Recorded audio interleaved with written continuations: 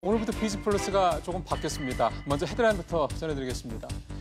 기획재정부가 자유한국당 심재철 의원이 공개한 자료 가운데 국가의 주요 인프라 관련 정보가 포함되어 있다면서 자료의 반환을 거듭 촉구하고 나섰습니다. 심재철 의원은 오늘도 국정감사를 하라고 재차 요구했습니다. 박원순 서울시장이 주택 공급 문제 해결을 위해서 도심의 업무 빌딩을 주거용으로 활용하는 방안을 검토하고 있다고 말했습니다. 업무 빌딩 안에다 임대주택이나 분양주택을 공급하겠다는 게 박원순 시장의 얘기입니다. 시중은행 주담보대출금리가 꾸준히 오르면서 올해 안에 5%를 넘길 수도 있다는 전망이 계속 나오고 있습니다. 오늘 이슈톡톡에서 주택담보대출금리가 이렇게 계속 오르면 어떤 영향이 우리 실생활에 있는지 하나하나 짚어보겠습니다. 최근 국내 연구기관에서 올해 우리 경제 성장률 전망치를 잇따라 깎아내리고 있습니다. 전망치가 내려가고 있는 이유가 있을 텐데요. 그 이유는 무엇이고 또 이럴 경우 우리가 취할 수 있는 대책은 뭐가 있을지 오늘 집중 분석해 보도록 하겠습니다. 네, 첫 소식 전해드리겠습니다. 심재철 자유한국당 의원의 비인가 재정정보 공개를 놓고 논란이 커지고 있습니다. 기획재정부는 외교, 치안, 보안 등 국가의 주요 인프라 관련 내용들이 노출됐다면서 관련 자료의 반환을 거듭 촉구하고 나섰습니다. 여야 간의 날선 공방 속에서 오늘도 기재위는 파행됐습니다. 이한라 기자입니다. 기획재정부가 심재철 자유한국당 의원을 통해 유출된 자료를 구체적으로 언급하며 신속한 반환을 거듭 요구했습니다. 유출된 정보 중 남북 정상회담 식자재 업체 정보는 물론 재외공간 보안시설 경비업체 세부 내역도 담겼다며 이 자료가 유출될 경우 테러 등에 악용될 수 있다고 언급했습니다. 더불어민주당 역시 기밀 자료를 반환하고 검찰 수사에 응하라며 목소리를 높였습니다. 심재철 의원은 불법 유출 자료를 당장 반환하고 검찰 수사에 즉각 응해야 합니다. 당에서는 심재철 의원을 오늘 윤리에 제소하도록 하겠습니다. 이어 국회 기획재정위원회 소속인 심의원이 사퇴하지 않는 이상 기재위 회의를 열 수 없고 국감 일정에도 합의할 수 없다는 입장을 밝혔습니다. 하지만 심의원은 정보 공개 과정에서 위법은 없었다며 청와대 부적절한 업무 추진비 사용을 재차 지적했습니다. 더불어민주당은 기획재정위원회 국정감사가 정상적으로 진행될 수 있도록 국정감사 거부 꼼수를 즉각 중단하고 국정감사 일정 협의와 국정감사 계획서 채택에 조속히 나설 것을 촉구합니다. 이런 가운데 오늘 예정됐던 기재위 전체 회의는 결국 파행됐습니다. 한편 내일 국회 경제 분야 대정부 질문에 심의원이 질문자로 긴급 투입됩니다. 심의원과 기획재정부가 재정정보 공개를 놓고 상호 고발한 상황에서 심의원과 김동연 부총리의 치열한 설전이 예상됩니다. SBS CNBC 이한라입니다. 박원순 서울시장이 서울 도심의 업무 빌딩을 주거용으로 활용하는 계획을 갖고 있다고 밝혔습니다. 서울의 그린벨트 해제와 관련해서는 다시 한번 반대한다는 입장을 분명히 했습니다. 취재 기자 연결해 보겠습니다. 자, 손석우 기자. 네, 손석우입니다. 박 시장이 언급한 도심의 업무 빌딩 활용안이 구체적으로 무슨 얘기입니까? 네, 도심에 위치한 업무 빌딩 내에 임대주택과 분양주택을 공급하는 방안입니다. 유럽 순방길에 오른 박 시장은 스페인 바르셀로나를 방문해 이 같은 계획을 밝힌 건데요. 그린벨트를 풀지 않는 범위 내에서 업무 빌딩을 주거용으로 활용한다면 주택 공급 부족 문제도 해결하고 도심 활성화 효과도 얻을 수 있다는 게 박 시장의 생각입니다. 박 시장은 주거가 포함된 높은 건물을 조금만 지어도 도심을 활성화하는 데 상당한 변화가 생길 것이라며 층수는 경관을 해치지 않는 범위 내에서 결정하면 된다고 덧붙였습니다. 근데 이렇게 공급될 수 있는 그 임대주택을 중산층에도 공급할 수 있다, 이런 얘기도 했다면서요? 네, 박 시장은 이렇게 공급된 임대주택을 중산층에게도 공급해야 한다라는 뜻도 밝혔는데요. 박 시장은 이와 관련해서 서울 출퇴근에 어려움이 있다 보니까 젊은 직장인들이 몇 억 빚을 내서라도 서울로 들어가고자 하게 된다면서 중산층에게 도심 임대주택을 제공해서 보증금을 상당한 정도로 받고 그걸로 공공임대주택을 더 지을 수 있게 되면 모두가 윈윈할 수 있게 되는 것이라고 말했습니다. 박 시장이 도심 업무 빌딩 활용을 주택 공급 방안으로 제시한 데는 그린벨트 해제에 대한 부담을 덜기 위한 것으로 풀이됩니다. 지금까지 SBS CNBC 손석우입니다. 대표적인 SNS인 페이스북이 해킹을 당해서 수천만 명의 개인정보가 유출될 가능성이 있는 것으로 전해졌습니다. 지난 3월에도 정보 유출 사건이 벌어져서 재발 방지를 약속을 했었는데 사실상 공연불에 그친 겁니다. 국내 피해자들도 존재할 가능성이 있습니다. 신윤철 기자입니다. 페이스북은 최근 자사 네트워크가 해킹 공격을 받아 5천만 명의 사용자 개인정보가 노출되었을 가능성이 있다고 밝혔습니다. 페이스북 측은 피해를 막기 위해 해킹당한 계정 5천만 개와 타임라인 미리 보기 기능을 이용했던 계정 4천만 개의 접근을 초기화했습니다. 하지만 정확한 피해 상황은 아직 파악하지 못한 것으로 알려졌습니다. 지난 3월 7천만 명 개인정보 유출 이후 6개월 만입니다. 철저한 보안 대책을 세우겠다던 마크 저커버그 페이스북 CEO의 말이 무색하게 됐습니다. Data privacy and foreign interference in elections are certainly topics that we have discussed at the board meeting. 지난번 사고에 대해 미국에서는 정보보호 소홀 등의 이유로 징벌적 손해배상 소송이 제기되고 있습니다. 미국 월스트리트 저널은 이번 해킹으로 페이스북이 유럽에서 최대 1조 8천억 원의 과징금을 물 가능성이 있다고 보도했습니다. 우리 정부에서도 피해 상황 점검에 들어갔습니다. 방송통신위원회는 조사 결과에 따라 페이스북 코리아에 대한 처벌 가능성도 시사했습니다. 사실관계를 확인하기 위해서 이제 요청을 한 거고요. 조사를 하든지 해서 정보통신망법 위반 사항이 있다면은 처분을 할 수 있다는 거죠. 개인정보 유출이 신뢰도 문제로 번지면서 세계 최대 소셜기업 페이스북이 흔들리고 있습니다. SBS CNBC 신윤철입니다. 오늘부터는 신용카드를 쓸 때 쌓이는 포인트가 현금으로 전환이 가능해집니다. 카드 포인트는 해당 카드사의 앱에서 현금으로 바꿔서 카드 대금 출금 계좌로 입금을 받을 수 있습니다. 1포인트는 현금 1원의 가치를 갖고 있기 때문에 현금화는 1원 단위로 가능합니다. 한국토지주택공사 LH의 공공임대주택 임차인이 임대주택을 다시 세놓는 이른바 불법 전대를 하다가 적발된 것으로 최근 5년여간 600여 건이 넘는 것으로 나타났습니다. 국회 국토교통위 소속 자유한국당 홍철호 의원이 LH로부터 제출받은 자료에 따르면 공공임대주택 불법 전대 건수는 2013년부터 최근 5년 7개월 동안 모두 626건으로 집계됐습니다. 김현종 통상교섭본부장이 올해 수출이 최초로 연간 6천억 달러를 달성할 수 있다고 말했습니다. 김 본부장은 이번 달 수출이 지난해 같은 기간에 비해 2자릿수 이상 증가할 것으로 분석이 된다면서 다음 달과 12월에도 5% 정도만 증가를 하면 올해 수출이 최초로 연 6천억 달러를 넘어설 수 있다고 예상했습니다. 한국 필립 모리스가 관련형 전자담배의 유해성을 지적한 식품의약품 안전처를 상대로 분석 결과의 세부 내용을 공개하면서 오늘 서울행정법원에 정보 공개 소송을 제기했습니다. 필립 모리스 측은 식약처가 지난 6월에 필립 모리스의 관련형 전자담배에서도 발암물질이 검출됐다고 발표했지만 분석 방법이나 실험 결과의 구체적인 내용은 공개를 거부하고 있다면서 법원에 소장을 제출했습니다. 대한상공회의소가 한승희 국세청장 초청 간담회에서 연구원들에게 지급하는 퇴직금도 급여나 상여금처럼 세액공제 대상에 포함이 되면 연구개발, R&D 활동이 활성화돼서 혁신성장에 도움이 될 것이라고 건의했습니다. 한승희 국세청장은 이에 대해서 기업들이 세금 문제에 걱정 없이 경영에만 전념할 수 있도록 속도감 있게 세정 지원을 추진하겠다고 말했습니다. 기업은행이 창업 기업 공간인 IBK 창공에 2호점을 개소했습니다. IBK 창공은 기업은행 영업점 공간의 일부를 입주기업의 창업 공간으로 제공하고 최대 5천만 원의 초기 투자금을 지원하는 제도입니다. 기업은행 구로동 지점 건물에 문을 연 IBK 창공 구로에는 총 300여 개 기업이 지원해서 15대 1의 높은 경쟁률을 기록했습니다.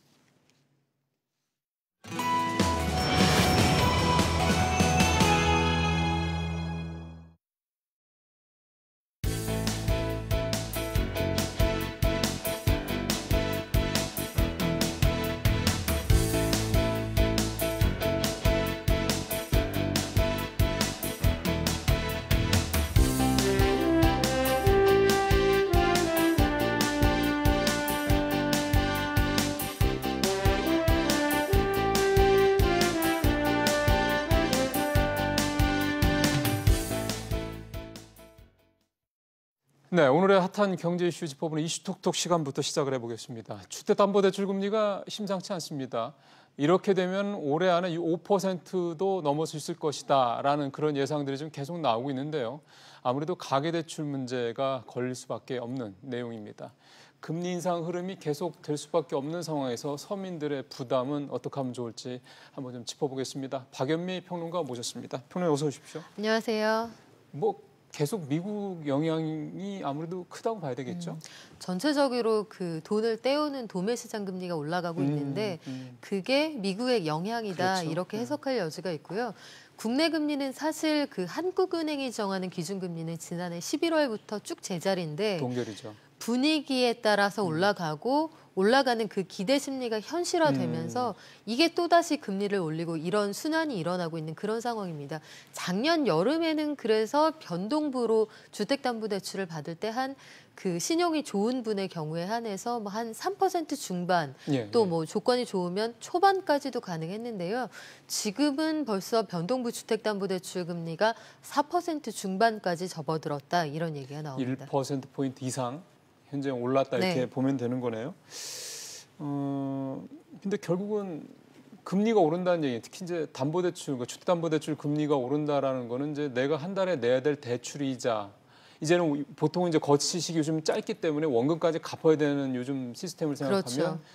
이자 상환 부담이 상당히 커지겠는데요. 만만치 않을 거예요. 원리금 동시 상환이 요즘 대부분이기 때문에 일단 그렇게 되면 지금 가뜩이나 소비 안 된다고 해서 우리가 궁여주책으로 코리아 세일 페스타라는 것도 진행을 하잖아요. 메르스 사태 이후로 그렇죠. 올해 4년째이고 그 같은 이름으로 진행한 건 3년째인데 그 갚아야 될 이자가 늘어난다. 그러면 쓸 돈이 줄어드는 거죠. 뭐 1년에 그렇죠. 10만 원만 늘어난다고 쳐도 뭐 2, 3인 가구가 많다고 하면 회식 한 번, 외식이군요. 집에서는 회식이 아니고요. 집에서 외식 한 번 할 돈을 아끼게 된다. 다른 데 써야 한다. 이러면 그렇죠. 아무래도 소비에는 좋지 않을 겁니다. 그게 왜 뭐 좀 어려운 말로 가처분 소득 얘기를 하는데 결국은 내 지갑에 돈이 뭐 한정돼 있는 건데 그게 이제 뭔가 다른 데로 나가는 돈이 더 많아지면 결국은 실제로 쓸 수 있는 돈은 줄어든다는 얘기니까. 그렇죠. 지금 우리 민간 소비가 거시 지표들 보면 민간 소비가 시원찮은데 이런 상황이 된다 그러면은 앞으로도 민간 소비가 좀 좋아지기가 뭐 그렇게 썩 좋지는 않겠네요. 금리가 올라가는 건 사실 민간 소비에는 긍정적인 영향을 주긴 좀 어렵습니다. 일단 당장 이번 주에 우리가 산업활동 동향 지표가 나올 텐데 거기 소매 판매액 지수라고 해서 뭐 유통업체에서 얼마나 판매가 잘 됐는지 이런 걸 보여줄 수 있거든요. 근데 경기가 그다지 체감하기에 좋다, 돈을 많이 쓴다 이렇게 느끼기는 좀 어려울 것 같습니다. 참. 우리 경제 성장률 뭐 앞서도 떨어진다는 얘기 자꾸 했습니다만은 전체적으로 이렇게 별로 좋은 소식들은 없는데 우리 좀 오늘 금리 얘기를 시작을 했으니까 조금 구체적으로 예를 들어서 이제 아까 우리 작년 7월부터 지금까지 1년 조금 더 되는 사이에 한 1%포인트 이상 올랐다고 말씀하셨잖아요. 그러니까 체감으로 1%포인트 정도의 금리가 대출 금리가 올라가면 우리는 이제 어느 정도의 이제 이자 부담이 커지는지 한번 그런 수치가 좀 있을까요? 만약에 이제 우리가 전체 가계대출을 놓고 보면요. 우리가 지금 한 1,500조 원 정도 가계대출이 있다 이런 얘기가 나오잖아요. 그 정도의 무게를 가지고 있는데 여기에서 만약에 0.25%포인트 정도 그 이자 부담이 늘어난다. 이렇게 되면 전체 가구가 갚아야 하는 이자 부담이 연간 5조 원 정도 늘어납니다. 0.25%포인트 오를 때. 그렇죠. 이게 0.25%포인트를 감안한 거 아마 보통 한국은행이 정책금리를 움직일 때 베이비 스텝이라고 해서 0.25%포인트 정도 조정을 하기 때문일 텐데요. 각자 그 각 가구의 소득 그리고 대출 사정이 다르기 때문에 각자 가구가 느끼는 바는 사실 좀 차이가 있을 거고 특히 자영업자들 과당 경쟁 속에서 그 여러 군데에서 대출을 받은 어려운 자영업자들이 꽤 많습니다. 한 150만 가구 정도 되는데 이런 분들이 크게 이자 부담을 느낄 수가 있다. 한계 상황에 도달할 수 있다. 이런 얘기가 나옵니다. 지금 이제 자영업자들의 심각한 문제라고 말씀하셨고 지금 화면에 나오는 표를 보면 근로자별로 이제 이자 부담 얘기가 좀 나오고 있는 건데 자영업자 얘기가 그래서 나오고 있고요. 확실히 말씀하신 대로 자영업자가 아주 가장 두드러지게 이자 부담이 크군요. 그렇죠. 이게 왜냐하면 이렇게 소득이 고정적으로 벌어들이는 소득이 많지 않기 때문에 과당 경쟁 속에서 우리가 소위 레드오션이라고 하는 업종에 종사하시는 작은 규모의 가게 하시는 분들은 보통 2군데 이상, 많게는 3군데 이상에서 돈을 빌린 영세한 차주들이 많거든요. 이런 부분들의 경우에는 이자 부담이 조금만 올라가도 글쎄요. 굉장히 타격이 클 수 있습니다. 사실 장사가 잘 돼서 뭐 한 달에 버는 돈이 좀 넉넉하면 괜찮죠. 뭔 상관이 있겠습니까? 근데 지금 말씀하신 대로 자영업자들 상황이 뭐 어떻게 보면은 가장 나쁜 상황이라고 하니까 여러 가지 상황을 봤을 때 그러니 이자 부담까지 커지면 더더군다나 지금 뭐 열에 8개 정도가 뭐 폐업한다는 얘기가 나오는 판인데 열에 9개까지 폐업한다는 얘기가 나오는 판인데 이제 더욱 수치가 올라가지 않을까 걱정도 되네요. 근데 결국 이제 사실 금리가 계속 올라도 기본적으로 시작하는 금리가 낮으면 별 걱정 안 하는데 지금은 이미 말씀하신 대로 5% 근처까지 육박을 했고 올해 안에 5%를 넘어설 수도 이런 식의 얘기가 나온다 그러면 이제 어떻게 보면 굉장히 예전에 우리 한창 금리 높을 때 수준으로 이제 회귀하는 게 아니야 이런 걱정이 문득 드네요. 그렇죠. 꽤 많이 뭐 회복이라고 보시는 분들도 계실 거고 뭐 이자로 생활하셨던 분들은 예금 이자로 쓰면 그렇죠. 회복이라고 보시는 예. 분들 계실 텐데 대부분의 그 담보대출을 받으신 분들의 경우에는 아 이거 큰일 났다 이런 생각하실 수 있을 거고요. 예. 변동금리가 아마 대부분 더 많으실 겁니다. 왜냐하면 그 고정금리에 비해서 변동금리로 대출을 받은 경우에 그 시작하는 소위 말씀하신 그 시작하는 금리가 좀 낮은 경우가 많았거든요. 그동안 해서 금리가 올라갈 경우에는 장기적으로 이자 부담을 더 하셔야 되는 분들이 아마 대다수일 겁니다. 그래서 우리나라의 월 주택 대출 상환 부담이 뭐 아시아에서 최고다라는 아시아 개발은행 ADB 보고서도 있었고.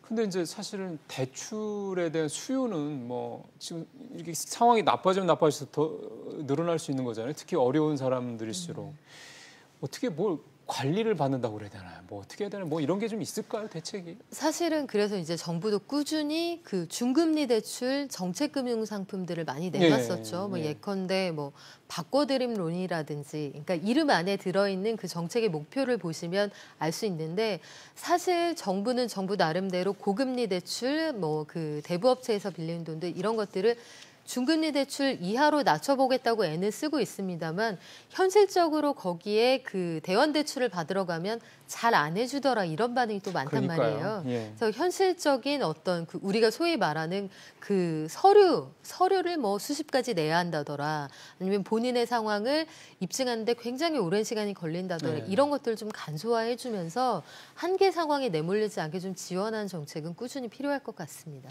그렇게 미시적인 정책도 필요할 거고 조금 뭐라 할까요? 예를 들어서 우리 자영업자 얘기할 때 그런 얘기 좀 했었잖아요. 자영업자들이 이게 너무 과밀화돼 있으니까 물론 이제 이렇게 얘기하면은 자영업 하시는 분들 같은 경우는 우리 보고 나가 죽으라는 얘기냐 이렇게 격하게 이제 반발하시는 분도 계셨다고 하는데 일종의 이제 너무 몰리는 부분에 대해서는 어느 정도 뭐 표현이 구조적이라는 걸 우리가 워낙 예민하게 생각해서 그렇긴 합니다만 뭔가 좀 어느 정도 조정은 분명히 필요하지 않나 생각됩니다. 아예 차제 그건 근본적인 대책이 되겠죠. 그렇죠. 그 한계 가구들 그리고 특히 한계 자영업자들 가운데는 우리가 생각할 수 있는 치킨집, 김밥집, 커피집 이런 거 하다가 대출이자도 못 갚는 지경에 이르신 분들이 꽤 많거든요. 왜냐하면 우리가 뭐 소위 객단가라는 얘기를 합니다만 한정된 공간 안에 너무 많은 업종이 경쟁을 하다 보면 한 가게가 확보할 수 있는 손님이 많을 수가 없겠죠. 이 과정에서 이제 일부는 혹은 경쟁력을 좀 상실한 분들은 재교육을 통해서 다른 산업군으로 전환할 수 있게 도와줘야 한다. 이런 얘기가 끊임없이 나오는데 글쎄요. 이게 너무 교과서적인 얘기라고 생각하실지도 모르겠습니다만 언제까지 거기에서 그 가느다란 끈을 잡고 버티기는 좀 어려운 상황이 점점 벌어지고 있어요. 뭐 내년에는 최저임금도 더 올라갈 것이고요. 그런 것들을 좀 미세하게 들여다보는 그런 정책도 필요하지 않을까 싶습니다. 사실 이건 이제 말씀하신 대로 미시적 또는 거시적 정책들이 같이 이제 구사가 되지 않으면 계속 미봉책으로 그냥 수박 겉핥기만 하다가 끝날 수 있는 부분이라 어쩌면 지금이 그렇게 해야 될 이제 어쩔 수 없는 이제 임계점이 온 거라는 그런 지적도 이제 그래서 일리가 있는 것 같습니다. 다음 주제 가볼까요?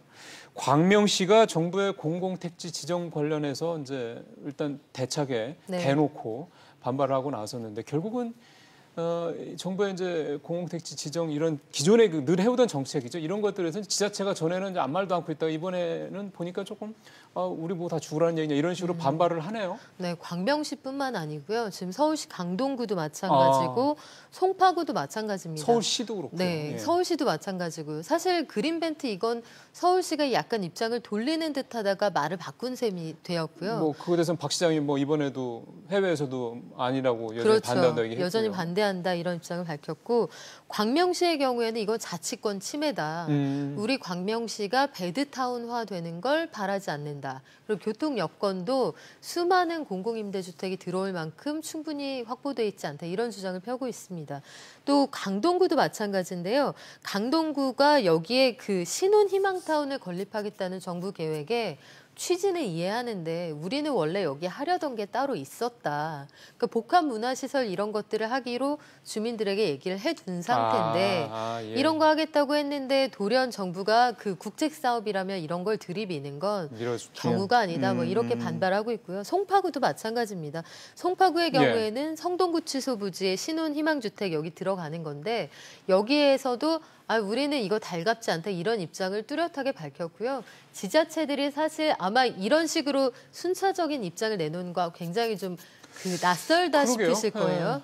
그런데 이제 재선을 생각하는 거죠. 다음 선거 각 구청장들이 재선을 생각하면서 집값 떨어진다 이런 그 성난 민심에 직면하기가 두렵다. 사실 그런 얘기입니다. 그러니까 속내는 지금 말씀하신 것처럼 우리 동네 집값 떨어지는 거를 그러니까 우리가 통제할 수 없는 어떤 정부의 어떤 국책 사업 때문에 내줄 수 없다 이런 건데 근데 그거를 단순히 집값이 떨어지니까 그것 때문에 표가 떨어질 것 같다라고 지자체장들이 생각만 한다고 하기에는 너무 이제 좀 몰아붙이는 것 같기도 하고요.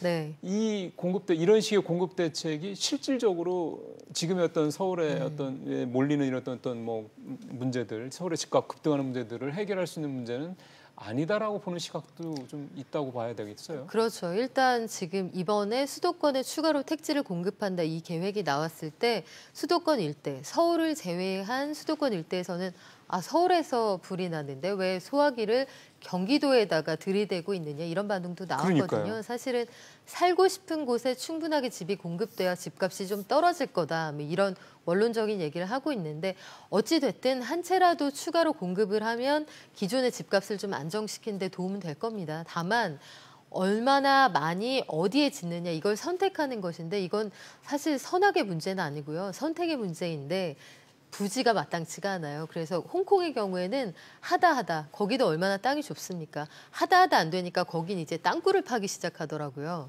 폭발을 해서 집안 아래로 체육시설, 도서관, 영화실 이런 것들을 옮기고 그 부지를 확보를 해서 주거용 집을 짓는다? 주거용 집을 지어야 할 만큼 사실 우리뿐만이 아니라 이 땅 좁고 사람 많이 사는 나라들의 공통적인 숙제입니다. 근데 사실은 서울의 집값도 그렇고 지금 홍콩 얘기했으니까 홍콩의 집값도 그렇고 요즘에는 뭐 파리니 뭐니 뉴욕이니 이제 전 세계 주요 대도시들은 다 집값이 많이 오른다고 그러더군요. 그렇죠. 그 이유 중에 하나가 이제 결국은 역시 이런 대도시, 그러니까 세계적으로 유명한 대도시는 국내 수요뿐만 아니라 해외 수요까지 몰리기 때문에 계속해서 집값이 오를 것이다라는 어떤 그런 전망에 근거한 거고 일종의 뭐 투자적인 뭐 조금 더 간다면 투기적인 그런 수요들이 계속해서 들어오기 때문에 그렇다라는 건데 근데 이게 뭐 홍콩도 그렇다지만은 계속해서 그렇게 뭐 공급을 이렇게 한다고 해서 과연 그런 어떤 논리적 근거를 가지고 본다면 집값이라는 게 잡힐 수가 없고 결국 올라간다는 얘기밖에 안 되는 거잖아요. 집값이라는 게 사실 누가 와도 소위 뾰족수라는 게 만들기가 쉽지가 않아요. 제가 최근에 지난 정부에서 이제 기획재정부에서 부동산 정책을 담당하셨던 전직 고위 관료를 한 분 만나 뵙고 이런저런 얘기를 나눴는데 본인이 현재의 결과를 알더라도 그때 상황으로 돌아갔을 때 그것 이외에 내가 무엇을 할 수 있었을까 여전히 고민이 된다는 거예요. 그러니까 부동산 정책이라는 게 현 정부도 마찬가지입니다.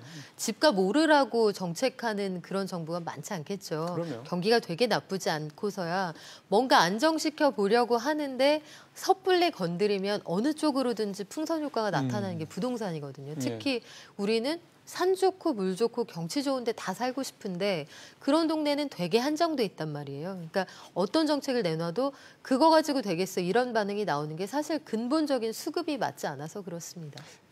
그게 이제 산 좋고 물 좋고 이제 이것저것 다 좋은 데가 이제 우리나라에 이제 서울 말고 별반 없다는 거 아닙니까?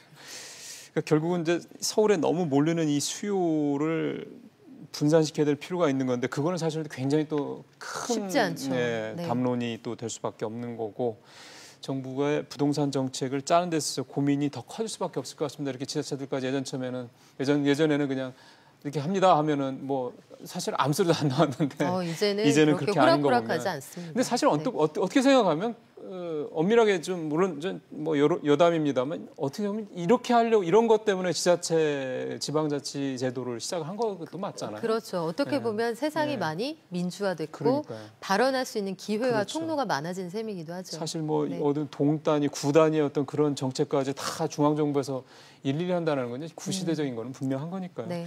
예, 지금까지 오늘 이슈 통해서 이렇게 금리 얘기하고 부동산 얘기 두 가지 좀 나눠봤습니다. 뭐 딱히 뭐 즐겁거나 마음이 편해지는 얘기는 없긴 합니다만 요즘 경제 뉴스가 다 좀 그렇긴 하죠. 어쨌든 좀 우리 경제에 여러 가지 좀 어려운 점들이 계속해서 좀 나오고 있다는 걸 좀 확인을 했습니다. 자, 박평 말씀하셨습니다. 고맙습니다.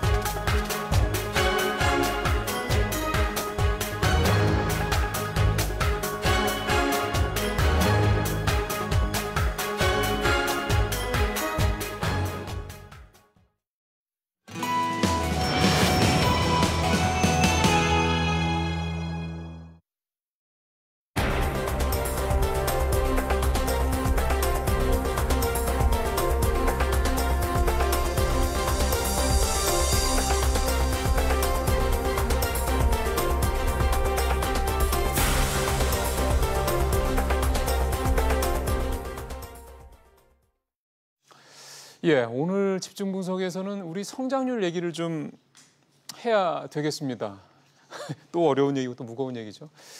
우리 성장률 전반적으로 자꾸 떨어집니다. 별로 좋은 신호는 분명히 아니죠. 아마 근데 많은 우리 시청자분들께서는 우리 성장률이 뭐 떨어질 수밖에 없는 구조 아니냐, 상황 아니냐 이렇게들 충분히 이해를 아마 하실 수 있을 것 같긴 합니다. 근데 이걸 계속해서 그냥 그러려니 하고 놔둘 수 있는 문제는 분명히 아니지 않겠습니까? 일단 상황 파악을 먼저 좀 해보고요. 근본 이유가 또 있겠죠.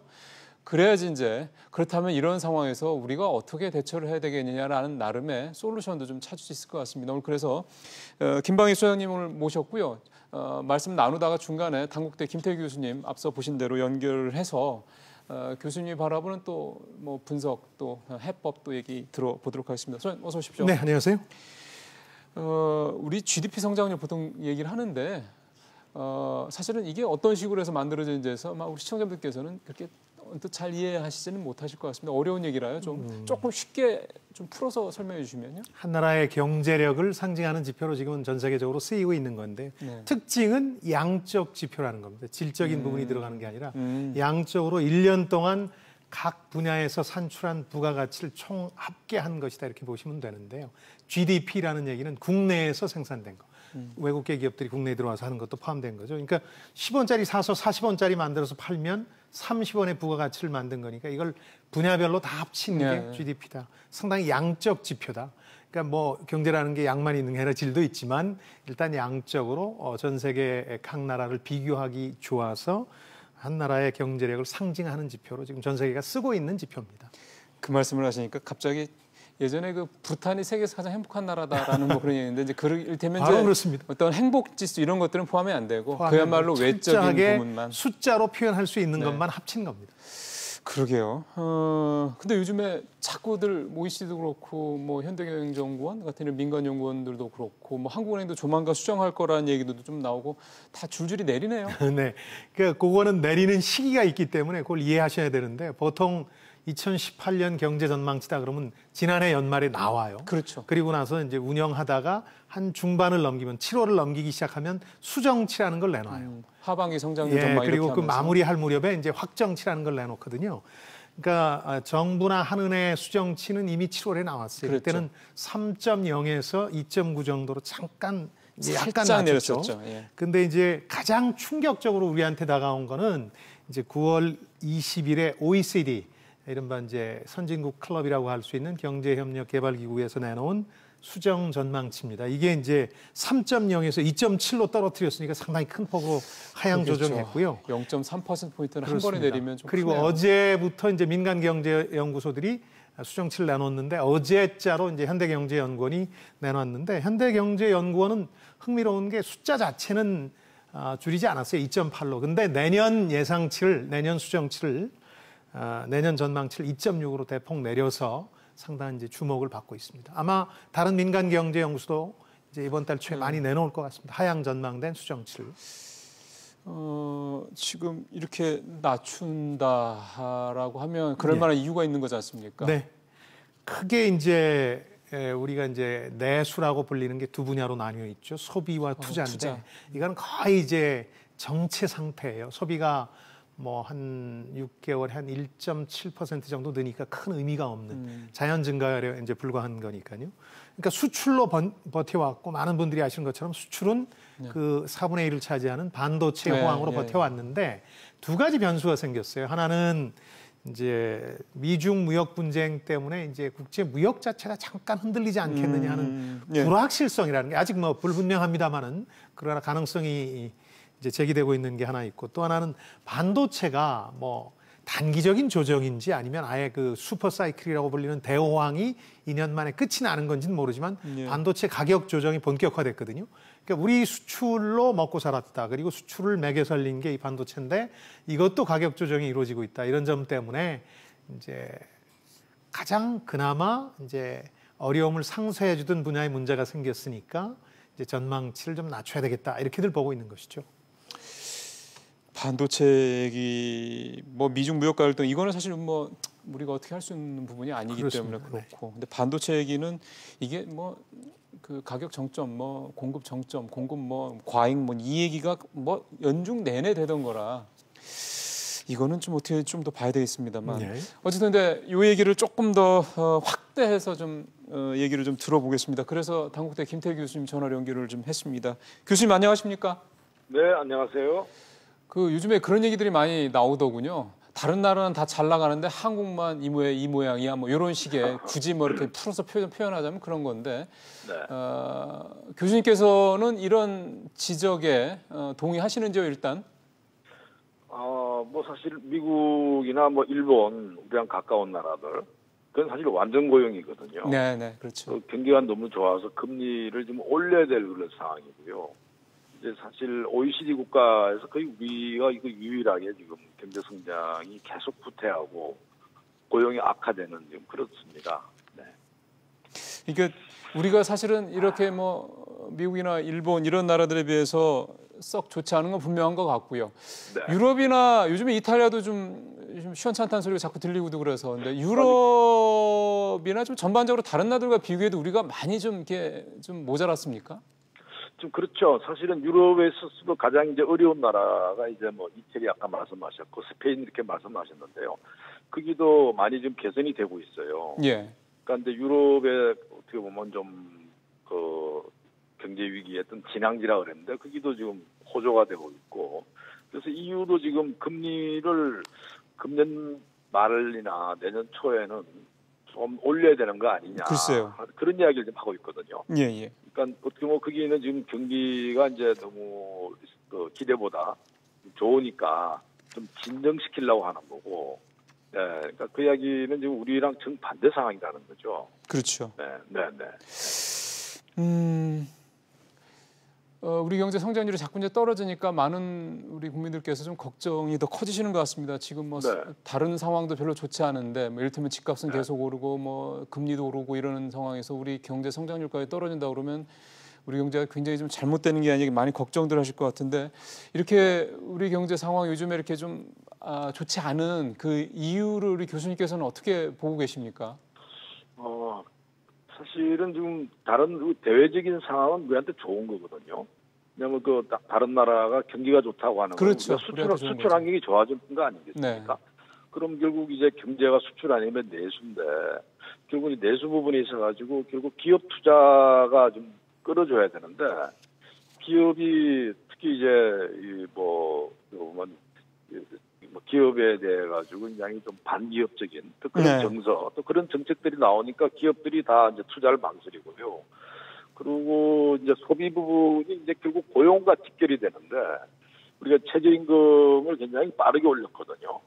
그러다 보니까 이제 실업자들이 생기고 그다음에 결국은 이제 근로 시간이 좀 준단 말이죠. 예. 그래서 결국 이제 벌어들이는 소득이 주니까 소비도 그렇게 올라가지도 못하고 그래서 결국은 지금 이 내수 부분이 어떻게 본다라면 지금 너무 우리가 지금 후퇴했다 이렇게 볼 수 있겠죠. 네.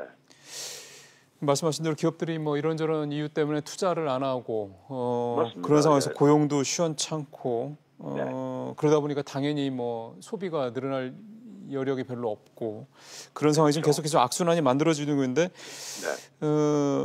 지금 우리가 이제 2%대 중후반에 이제 뭐 잠재 성장률을 밑도는 뭐 이런 식으로 한다면 이제 그럴 가능성이 높다는 얘기도 나와서요. 이렇게 된다 그러면은 이를테면 활력을 이제 우리 경제가 활력을 잃고 이제 완전히 저성장에 뭐 고착된다, 이렇게 빠진다, 뭐 이런 식의 우려들이 많이 나오는 것 같습니다. 실제로 우리가 그런 2% 초중반의 이런 저성장에 고착될 수 있다라는 어떤 우려에 대해서는 교수님께서는 어떻게 보시나요? 저는 뭐 저성장이 고착되는 거는 가능성이 매우 높다 보고요. 오히려 내년도 경우는 더 걱정하는 게 우리가 이제 이 금리 문제가 지금 내년도에 추가가 되거든요. 그렇죠. 금년도에는 주로 이제 최저임금을 비롯한 주로 이제 내수 부분 이쪽이었는데 내년도에는 지금 이제 기업의 투자 부분까지 이제 될 거예요. 금리가 올라간다는 이야기는 기업이 투자를 더 안 한다는 얘기거든요. 소비도 안 하고.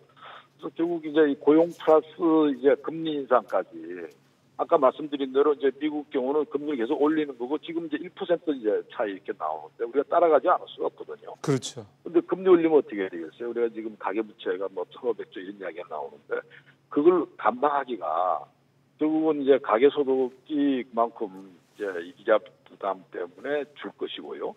그다음 기업이 싼 금리 해도 투자를 안 했는데 비싼 금리면 더 투자 안 하죠. 그래서 그냥 단순하게 이 저성장의 장기화보다도 내년도 경우는 뭐 대외적인 변수까지 이렇게 해가지고 이 둔화 속도가 너무 빨라지지 않을까. 아마 금년도도 기억나실 거예요. 금년도도 분기별로 해가지고 계속 경제 성장률을 하향 조정해 왔는데 지금 내년도 경우에서 가지고 벌써 지금 민간연구소에는 뭐 2.6% 이야기 하던데요. 그러게요. 그것도 제가 볼 때는 좀 긍정적으로 보려고 했던 거로 보이고 그리고 내년도에 들어가가지고 제가 볼 때는 2.6%도 어렵고 2%를 넘기는 것도 좀 힘들 수도 있다. 아까 이야기나 하셨죠. 무역 분쟁 같은 경우도 특히 중국 경우가 우리한테 수출 비중이 큰데 그게 굉장히 우리한테 애로사항으로 보고요. 그다음 사실상 반도체가 이제 한국 경제를 견인해야 하는데 반도체가 지금 뭐 공급 과잉 내지는 그다음에 세계 경제 자체가 약간 꺾이기 때문에 그렇죠. 반도체 수출도 금년에 비해서 한 반토막 증가율이 말이죠. 반토막 날 거라 보는 거거든요. 그럼 결국 내년도 경우에서 가지고 반도체가 끌어왔는데 반도체 증가율이 반토막. 그리고 우리가 수출 부분에 있어 가지고 중국 부분이 이제 우리가 충격을 가져왔을 때 그때는 제가 볼 때는 2%도 이게 위태하다 이렇게 보는 겁니다. 지금 뭐 교수님께서 2%도 안 될 수 있다는 말씀하시니까 되게 좀 충격적인데 교수님께서 근거로 제시한 이런저런 내용들을 감안을 하면 정말 그럴 수도 있겠다라는 그런 걱정이 좀 드네요. 그러니까 결국은 저희가 교수님 같은 전문가분한테 이렇게 얘기를 들어보겠다라는 것도 그렇게 상황이 안 좋다. 그러면은 네. 그렇게 예상이 되니 지금부터라도 뭔가 그렇게 되지 그런 것들이 현실화되지 않을 수 있는 해법을 좀 이제 말씀을 듣자고 하는 건데요. 교수님께서 생각하실 때는 어떤 게 필요하다고 보세요? 저는 이렇게 생각해요. 우선 지금 상황에 대한 인식인데요. 상황에 대한 인식이 지금 뭐 개선된다고 정부 측에서 이야기를 하는데요. 네. 그건 아닌 것 같아요. 우선은 지금 경제가 생각보다 좀 어렵다고 하는 걸 정부가 인식을 하고, 그다음 두 번째는 지금 아까 미중 무역 전쟁 부분부터 해가지고 또 우리가 지금 금리 조정 부분이 지금 압박이 굉장히 크거든요. 예. 그래서 그런 문제들을 사실 그대로 인정을 해야 될 것 같아요. 그러면 결국은 이제 경제가 약간은 이제 위기 대응 체제로 전환을 해야 되는 거고, 위기 대응 체제로 한다면 예를 들어서 최저임금 인상이나 근로시간 단축이나 비정규직 제로 같은 이런 부분들이 있죠. 이런 부분들을 그대로 갈 수가 없다는 거죠. 왜? 경제가 굉장히 악화된 상황에서 최저임금 높여버리게 되면 실업자를 더 만드는 거죠. 예. 근로시간 단축도 마찬가지입니다. 비정규직 제로 하게 되면 아예 비정규직이라도 일하고 싶은 사람들은 뭐 그 기회도 없는 거 아니에요. 그래서 지금의 어떤 정책을 전면 수정하지 않으면 어떻게 보면 지금 우리가 2%도 제가 어렵다고 말씀드린 게 현실화될 수 있겠다. 그나마 지금 정책을 좀 현실에 맞춘다 그런다면 뭐 민간 연구소에서 대략 2% 중반 이야기하는데 2% 중반하면 제가 내년도에 선방했다고 생각합니다. 알겠습니다. 네. 교수님 오늘 말씀 잘 들었습니다. 네, 감사합니다. 예. 당국대 김태희 교수님하고 얘기를 좀 나눠봤습니다. 제가 인식차가 조금 있는 걸 좀 설명을 좀 드려야 될 텐데. 소장님 먼저 말씀 드려요. 특히 우리 김 교수께서는 이제 반기업 정서라든가 최저임금제 같은 정책 실패가 지금 저성장의 원인인 것처럼 설명해 주셨는데 저는 거기 동의하지 않고요. 만약에 최저임금제를 이제 급격하게 인상시키지 않았다. 그리고 기업들 기분 좋게 해주기 위해서 세금을 감면해 줬다. 그렇다면 이런 저성장이 오지 않았을 것인가? 저는 그렇게 생각하지 않거든요. 무슨 얘기냐면 두 가지 때문에 저성장이라는 건 이제 구조적으로 고착되고 있는 겁니다. 하나는 이제 내수 특히 소비가 늘지 않는 이유는 가계부채 원리금 부담이 엄청나게 증가하고 있기 때문입니다. 그걸 단적으로 이렇게 설명드리면 이해하기 쉬울 거예요. 외환 위기 전야에 우리나라 가계부채가 186조 원이었는데 지금 1200조 원으로 7배가 넘게 늘었죠. 그렇게 는 이유는 그 기간 동안 상당한 정도로 가정의 소비를 일으켜서 경제를 살리려고 했기 때문입니다. 경제정책이 후유증 때문에 이렇게 되는 거거든요. 대표적인 게 2000년대 초반 내수 활성화 정책이라든가 이런 것들이 그리고 이제 부동산 경기를 일으켜서 주택담보대출이라는 빚을 넣는 거거든요. 이제 그 결과가 이렇게 나타나는 거기 때문에 저는 이걸 이제 우리 경제 골병이라고 비유하거든요. 우리 경제가 이제 외환 위기와 2008년에 글로벌 금융위기라는 골절상을 입은 적이 있어요. 이 골절상이라는 건 뭐냐면 외부 충격 때문에 팔다리가 뚝 부러지는 거니까 당장은 굉장히 아픈데 오래 가진 않아요. 근데 골병이라는 거는 당장은 별로 아픈 걸 모르겠는데 완치가 안 돼요. 오래 가는 거예요. 지금 우리가 가계부채로 시작된 이 우리 경제의 골병은 아주 구조적으로 오랫동안 함정에 덫에 빠져 있는 겁니다. 마치 그 일본의 잃어버린 10년, 20년하고 비슷하게. 거기다가 이제 최근에 나오는 여러 가지 지표는 이제 2017년 그러니까 지난해 여름을 고점으로 해서 2년 반 정도 사이클에 경기 둔화도 겹치고 있는 거죠. 수출과 반도체 때문에. 이 구조적인 문제와 이 주기적인 문제가 겹치고 있어서 고용이라든가 우리 경제 성장률에 큰 문제가 생긴 건데 이거는 정책 실패와 당장 무슨 관련이 있는 건 아니고 김 교수님 얘기한 것처럼 정책을 다 유턴해서 아까 얘기한 것처럼 다 뒤집어서 한다고 해도 이 덫에서 금방 빠져나올 수는 없다. 그렇게 말씀드릴 수 있습니다. 그래서 아마 여러분들이 그 얘기를 하시는 것 같습니다. 그러니까 그동안에 대한민국 호라는 이 대한민국 경제라는 이 배가 그동안에 어떻게 보면 순항을 해왔던 데 있어서의 그 힘이 소위 말하는 제조업, 뭐 소위 말하면 이제 중후장대 이쪽이죠. 그쪽이 이제 뭐 경쟁력도 잃고, 그다음에 이제 그쪽이 뭐 이런 그런 중후장대 업종들이 이제 사양 산업이 된 업종들도 많고요. 그러니 근데 우리가 그 사이에 그거를 이제 체인지를 잘 했어야 되는 건데 다른 어떤 좀 더 첨단 업종 이런 쪽으로 흔히 말하는 뭐 4차 산업이라고 해야 되나? 근데 우리가 좀 그게 늦어진 거잖아요. 최근 지난 한 20년, 10년 사이 뭐 이렇게 사이에. 당장 이제 아까 이제 미국보다도 우리 성장률이 떨어지는 게 좀 납득하기 어려운 과거에는 있을 수 없었던 일이거든요. 그럼요. 예.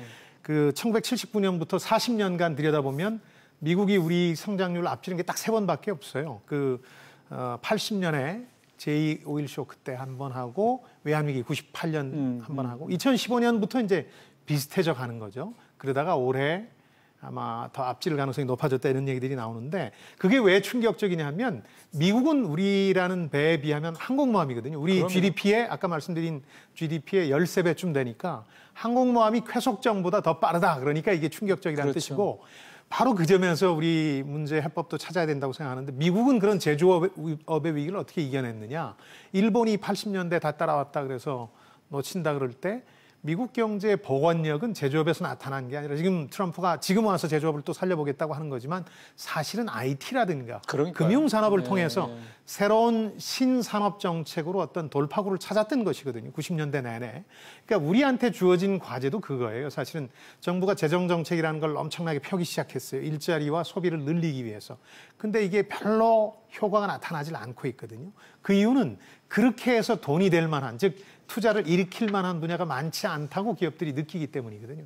그런 점에서 보면 지금 남은 우리 경제의 돌파구는 우리 경제의 복원력은 레질런스라는 거는 역시 신산업 정책을 통해서 새로운 먹거리들을 찾아내고 키우는 것. 설령 첫 번째 벤처붐 당시에 우리가 좀 실패를 한 경험이 있다 하더라도 그걸 두려워하지 말고 새로운 먹거리를 찾아 나서는 그런 모험을 해야 된다는 거죠. 그렇게 해서 문제를 풀어야지 뭐 이 정부가 어떻게 할 수 있는 일은 아니니까 너무 이걸 정책 실패다 이렇게만 보는 시각은 단견인 것 같습니다. 근데 정부가 또 너무 또 나서면 나선다고 뭐 단치 얘기하고 뭐 무슨 중앙 집권적 경제 구조냐 이런 식으로 또 얘기하고 또 안 나서면 안 나선다고 뭐라 하고 지금은 이상한 시기긴 하죠. 예, 지금 그러니까 이상한 시기라고 말씀하신 게 저도 전적으로 공감하는 게 일종의 과도기라는 게 있는 거잖아요. 네네. 우리 같은 경우 지금 제조업의 몰락 얘기가 나오면서 기존의 중후장대 쪽 산업이 구조조정을 못한 그 부분에 대한 거에 대한 언급은 사실은 뭐 그렇게 썩 나오질 않고 앞으로 그럼 뭘 해야 되는 건 4차 산업혁명 이런 얘기만 주로 하지 구체적인 건 굉장히 추상적이거든요. 모호하고 이미 우리는 다른 나라 나가고 있는 거에 한참 뒤떨어진 뭐 로봇이냐 AI냐 이런 얘기하고 있는 거고. 그러니까 결국은 우리가 사실은 우리 기업들이 돈이 없는 건 아니지 않습니까? 그렇죠. 우리 정부가 재정 적자가 굉장히 커서 뭐 크게 문제가 있는 것도 아니고. 그러니까 있습니다. 결국은 정부도 돈이 있고 기업들도 돈이 있는 거다. 그러면 기획만 잘하면 되는 거 아닙니까? 바로 그렇습니다. 이제 사실 3.0이라는 성장률이 깨지기 시작하고 전망치들이 이제 그보다 떨어지니까 굉장히 그 패닉 상태가 지금 되고 있는 건데 그 3.0이라는 게 예전에 한국 경제는 누워서도 한다는 숫자였거든요. 그것 때문에 이제 계속 논란이 되는 건데 다만 아까 말씀드린 대로 우리가 경제구조 고도화에 실패했기 때문에 외환위기 끝나고 나서 구조개혁을 좀 했을 때는 당연히 가만히 있으면 고도화돼서 새로운 IT 강국이 되고 그래서 우리 경제도 성장을 더 순항하리라고 봤는데 그게 아닌 게 확인이 됐다는 거거든요. 다시 환경이 바뀌고 그러면서 제조업에 우리가 몰두했어요. 그러다 맞은 게 최근의 결과거든요. 조선이나 해양, 자동차 쪽에 이제 구조조정을 맡고 있는 거기 때문에 경제구조 고도화에는 성공하지 못했다. 그래서 3.0이 잠재 성장률이 아니라 사실은 2% 중반대까지도 떨어졌다고 봐야 돼요. 그러니까 우리 실력 자체가 떨어진 거예요. 그러면 한 15년 이상 우리가 좀 제대로 못했죠. 외환위기 때 좀 한 번 수술한 거 가지고 놀고 먹은 거예요. 그러다 보니까 이제 체질 자체가 나빠져서 이렇게 된 건데 제조업에서 경쟁력을 중국에 쫓겨서 잃기 시작하니까 여기까지 온 거거든요. 이제 말씀하신 대로 새로운 기획, 비상한 대책이 필요한데 그거는 과거의 기준으로 뭐 정부나 기업이 돈만 써서 될 게 아니라 정말 통찰력을 가지고 기획을 잘하는 것. 전 그걸 이제 산업정책이라고 표현하는 건데요. 예를 들어서 저는 젊은 친구들 일자리하고도 관련된 크리에이티브 인더스트리라고 하는 분야 조금씩 생겨나고 있거든요. 뭐 대중문화, K-팝, 한류, 애니메이션, 게임, 패션, 디자인 뭐 이런 분야에서 젊은이들이 이제 달려가고 있으니까 여기에 여건을 조성해주고 이제 사람들 관심이 쏠리고 돈이 몰리면 뭐 약간의 부작용이 있을 수는 있지만 벤처붐 당시처럼 2000년대 초반처럼 그런 걸 경계해가면서 새로운 돌파구를 마련할 수 있다고 봅니다. 이제 이번 정부도 이 통상산업자원부 장관 교체하고 그러면서 이 산업 정책에 대한 골몰을 하고 있는 것으로 들었거든요. 이런 부분에 대한 새로운 대안도 제시해야 될 것으로 보입니다. 예. 우리가 또 어떻게 지금까지 이 정도 만들어 왔습니까? 예. 그러니까 분명히 지금이 힘들고 어려운 시기인 건 분명한데 그래도 잠재 성장률이라는 걸 거꾸로 얘기하면 또 기본 이 정도는 한다라는 것도 얘기가 되는 거기 때문에 그렇습니다. 요거를 몇 년 고생을 할지는 모르겠지만 이번 기회에 제대로 기획을 잘해서 우리가 뭐 돈이나 뭐 인프라나 머리가 없는 게 아니지 않습니까? 그렇죠. 충분히 우리가 또 한국 경제가 또 비상할 수 있는 날이 올 수 있을 거라고 기대를 해보겠습니다. 약간 비관적인 얘기인지는 모르겠습니다만 한국 경제 특성을 보면 이런 위기의식이 강해질 때마다 늘 새로운 돌파구를 찾았어요. 네. 외환위기 당시에 사실은 우리 경제가 제일 긍정적인 비약을 했어요. 네. 그때 많은 체질들을 바꿨고 구조개혁을 해서 네. 그걸로 한 15년 먹고 산 거죠. 이제 또 새로운 수술이 필요한 단계라고 봐야 되겠죠. 슬슬 이제 움직일 때가 된 것 같습니다. 그렇습니다. 소장님 말씀 잘 들었습니다. 네, 고맙습니다.